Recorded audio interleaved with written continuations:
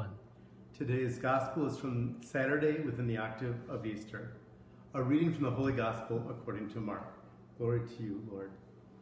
When Jesus had risen early on the first day of the week, he appeared first to Mary Magdalene, out of whom he had driven 7 demons. She went and told his companions who were mourning and weeping. When they heard that he was alive and had been seen by her, they did not believe. After this, he appeared in another form, 2 of them walking on their way to the country. They returned and told the others, but they did not believe them either. But later, as the 11 were at table, he appeared to them and rebuked them for their unbelief and hardness of heart, because they had not believed those who saw him after he had been raised. He said to them, "Go to the whole world and proclaim the gospel to every creature." The gospel of the Lord. Praise to you, Lord Jesus Christ.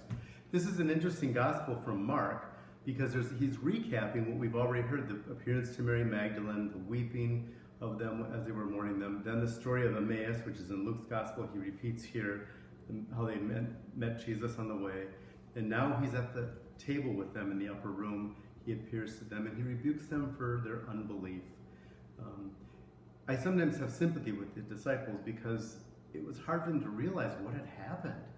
Even though they had had these experiences, what does this mean?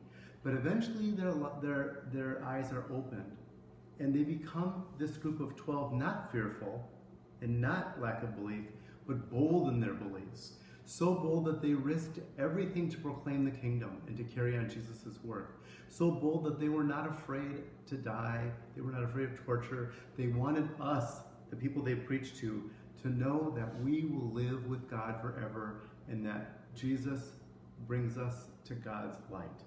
And they did that everywhere, and we're here because of this.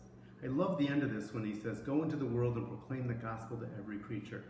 They did this, and it's a beautiful story, the growth of the church. When we hear this gospel, though, we're called to do the same, to be strong in our beliefs and to go and proclaim the gospel to every creature. Now, in this time of the coronavirus, what does this mean to go everywhere and proclaim the gospel? For some of us, it just might mean the living room and the kitchen because we're inside our homes. St. Francis of Assisi has a great line, "Preach the gospel everywhere, sometimes using words." I think even in our life today, we can do the good deeds of the gospel and spread the kingdom by just being attentive to our family members, of calling them, of reaching out and seeing how our friends are doing.